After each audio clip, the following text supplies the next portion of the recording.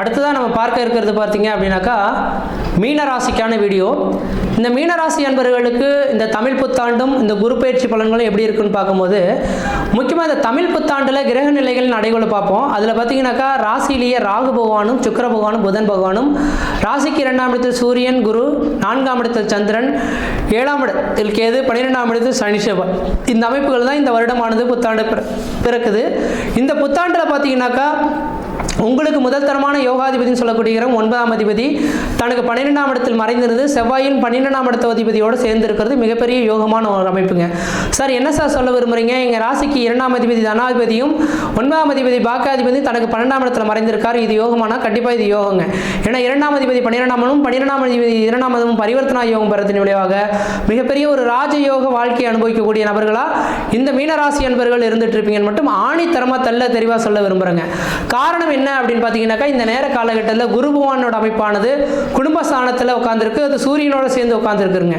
அப்போ குடும்பஸ்தானத்தில் குரு பகவான் சேர்ந்திருக்கக்கூடிய காலகட்டத்தில் குடும்பத்தில் ஒரு சுபகாரியங்கள் செய்வதற்கும் சுப நிகழ்ச்சி செய்வதற்கும் வீடு மனை வாசல் வாங்குவதற்கும் வீடு மனை வாசல் கட்டுவதற்கும் குடிபெயர்த்துக்கும் குலதெய்வத்துக்கு செய்ய வேண்டிய சடங்குகள் செய்யறதுக்கும் ஒரு உன்னதமான உத்தமமான காலகட்டம் மட்டும் ஆணித்தரமாக சொல்ல விரும்புகிறேங்க. அடுத்ததாக பார்த்தீங்கன்னாக்கா, இந்த நேர காலகட்டத்தில் இந்த ராகு கேதுவின்படியில் அவங்க ராசி மாட்டிட்டு இருக்கனால கணவன் மனை உறவுகளில் மட்டும் கொஞ்சம் விட்டு கொடுத்து போய்க்கிறது இந்த வருடம் முழுக்கவே ஓரளவுக்கு நல்ல பலன்களை தருவீங்க.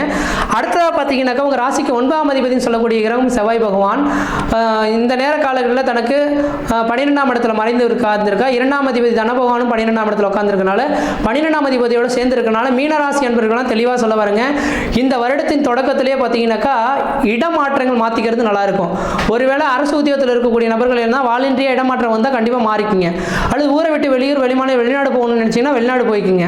அல்லது ஏதோ ஒரு விதத்தில் ஒரு மாற்றங்கள் நிகழும், அல்லது வீடு மாற்றங்கள் கூட ஏற்படுறதுக்கு வாய்ப்புகள் உண்டு. இந்த மாற்றங்கள் ஏற்பட்டால் உங்களோட வாழ்க்கையில் வளர்ச்சிகள் இருக்குன்றது தெளிவாக தெரிஞ்சுக்கலாம். எந்தவித மாற்றங்களும் ஏற்படலை அப்படின்னாக்கா வளர்ச்சிகள் இல்லை அப்படின்றது உங்கள் ஜாதகம் சொல்லுதுன்றீங்க. அப்போ என்ன செய்யணும்? உங்களோட சுய ஜாதகத்தில் ஏதாவது தடைகள் இருக்கும் பட்சத்தில் அதுக்கான பரிகாரங்கள் செய்யணும். உங்கள் சுய ஜாதகத்தை எடுத்து நீங்கள் பார்த்துக்கிறது ஓரளவுக்கு நல்ல பலன்கள் தருன்றீங்க. அதே வேளையில் இந்த குருபவானின் பார்வையானது வருகின்ற ஏப்ரல் 30ஆம் தேதி வரை தான் குடும்பஸ்தானத்தில் இருக்குங்க. அந்த ஏப்ரல் 30ஆம் தேதிக்கு பிறகு மே 1ஆம் தேதியிலிருந்து இந்த குரு பயிற்சியானது நடக்க இருக்குங்க. அப்போ இந்த குரு பயிற்சியானது பார்த்தீங்க அப்படின்னாக்கா ராசிக்கு 3ஆம் இடத்துக்கு செல்ல இருக்கிறார். அப்போ ராசிக்கு 3ஆம் இடத்துக்கு சென்று இருந்தாலும் ராசிக்கு 7ஆம் இடத்துக்கு குரு பார்வை கிடைக்கிறனால 7ஆம் இடம் கலசர ஸ்தானம் அப்படின்னு சொல்லக்கூடிய அமைப்புங்க. அப்போ வெகு நாட்களில் திருமணமாகாத நபர்கள் திருமண வாய்ப்புகளும், குழந்தை பேர் இல்லாதவர்கள் குழந்தை பேர் அமைப்புகளும், சமுதாயத்தில் உங்களுக்குன்ற மதிப்பு மரியாதை கௌரவம் அந்தஸ்து புகழ் உருவாகக்கூடிய காலகட்டமும் உருவாகுன்றீங்க. அதே வேளையில் பார்த்தீங்கன்னா ராசிக்கு 9ஆம் இடத்துக்கு குரு பகவான் பார்வை இருக்கனால தந்தைக்கு உங்களுக்கும் ஒரு இணக்கமான ஒரு சூழல்கள் ஏற்படுத்துகிறோம். நீங்கள் வணங்கக்கூடிய தெய்வம் உங்கள் கண்மண்ணே வந்து நிற்கக்கூடிய அமைப்புகளும் உருவாகுன்றீங்க. அடுத்தா பார்த்தீங்கன்னா 11ஆம் இடத்து உங்கள் ராசிக்கு பார்த்தீங்கன்னாக்கா 11ஆம் இடத்துக்கு குருவின் பார்வைகளானது படம் இருக்குங்க. 11ஆம் இடமானது லாபஸ்தானம் அப்படின்னால இந்த மீனராசி என்பவர்களுக்கு தொழிலில் எந்த அளவுக்கு முக்கியத்துவம் கொடுத்து நடக்கிறீங்களோ அந்த அளவுக்கு தொழில் வளர்ச்சிகளும் பொருளாதார அபிவிருத்திகளும் கடன் சுமையிலிருந்து மீண்டு வரக்கூடிய காலகட்டம் உருவாகும். ஆனால் இந்த 2024 ஏப்ரல் மாதத்திலிருந்து 2025 ஏப்ரல் மாத காலகட்டம் வரலுமே மீனராசி என்பவர்களுக்கு குடும்பத்தில் ஒரு சுப நிகழ்வுகளும் சுபகாரியங்களும் வீடு மனை வாசல் வாங்குவதற்கும் வீடு மனை வாசல் கட்டுவதற்கும் குடிபெயர்த்துக்கும் குலதெய்வத்துக்கு செய்ய வேண்டிய சடங்குகள் செய்யறதுக்கும் ஒரு உன்னதமான காலகட்டமாக இருந்துட்டு இருக்கு. அது ரியல் எஸ்டேட் பிசினஸ் செய்யக்கூடிய நபர்களுக்கு அந்த ரியல் எஸ்டேட் பிசினஸ்ல வளர்ச்சிகள் ஏற்படக்கூடிய காலகட்டங்கள் உருவாகும். விவசாயத்துறையில் இருக்கக்கூடிய நபர்களுக்கு விவசாயத்தில் பார்த்தீங்கன்னா சிவப்பு வண்ண பொருட்களானது வளர்ச்சிகள் தருன்றீங்க. வெங்காயம், மிளகாய், தக்காளி இந்த 3 பொருட்கள் சாகுபடி செய்யக்கூடிய நபர்களுக்கு உங்களுக்கு அதனால ஆதாயங்கள் பெறக்கூடிய காலகட்டம் உருவாகும். இதுக்கு முன்பாக கோர்ட்டு கேஸ் வழக்குகள் ஏற்பட்டிருக்கக்கூடிய நபர்களுக்கு அதனால கோர்ட்டு கேஸ் வழக்குகள் வந்து மீண்டு வரதுக்கான வாய்ப்புகள் உருவாகும். கடன் பிரச்சனை இருக்கக்கூடிய நபர்கள் நிரந்தரமான கடன் பிரச்சனைகள் பெறக்கூடிய அமைப்புகள் உருவாகும். உங்கள் ராசிக்கு 9ஆம் அதிபதி குரு பகவான் சனி பகவான் 9ஆம் அதிபதி செவ்வாய் பகவான் 12ஆம் இடத்தில் இருக்கனால் வெளியூர் வெளிமாநில வெளிநாடு தொடர்புகளும் மிகப்பெரிய வளர்ச்சிகள் தருன்றீங்க. பொருளாதாரத்தில் பின்தங்கிய நபர்களுக்கு பொருளாதார அபிவிருத்திகள் பெறக்கூடிய காலகட்டம் உருவாகும்.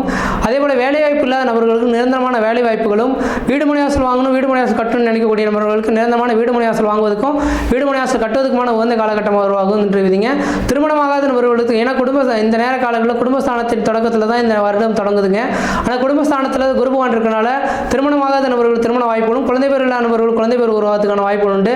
அதே போல அரசு உத்தியோகத்துக்காக காத்திருக்கக்கூடிய நபர்களுக்கு அரசு உத்தியோகம் பெறக்கூடிய அமைப்புகள் உருவாகும். அடுத்தா பார்த்தீங்கன்னா திருமணத்துக்காக காத்திருக்கக்கூடிய நபர்களுக்கு மறுமணம் திருமண யோகங்கள் பெறதுக்கான வாய்ப்புகளும் மிகவும் பிரகாசமாக இருந்துட்டு இருக்கின்றீங்க. அதனால் எனக்கு தெரிஞ்சளவு இந்த தமிழ் புத்தாண்டில் குரோதி வருட தமிழ் புத்தாண்டானது இந்த மீனராசி என்பவர்களுக்கு ஓரளவுக்கு வளர்ச்சி நிகழ்ந்த ஒரு காலகட்டமாக தான் இருந்துட்டு இருக்கு.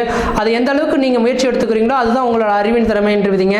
இந்த குரு பயிற்சியுமே பார்த்தீங்கன்னா ராசிக்கு 2ஆம் இடத்துலேருந்து மூன்றாம் இடத்துக்கு சென்றாலும் கூட முயற்சிகள் பலிதமாகின்றீங்க, எடுக்கக்கூடிய காரியங்கள் வெற்றி பெறக்கூடிய காலகட்டம் உருவாகின்றீங்க. அதனால் இந்த குரோதி வருட தமிழ் புத்தாண்டானது ஓரளவுக்கு நல்லா இருக்குது.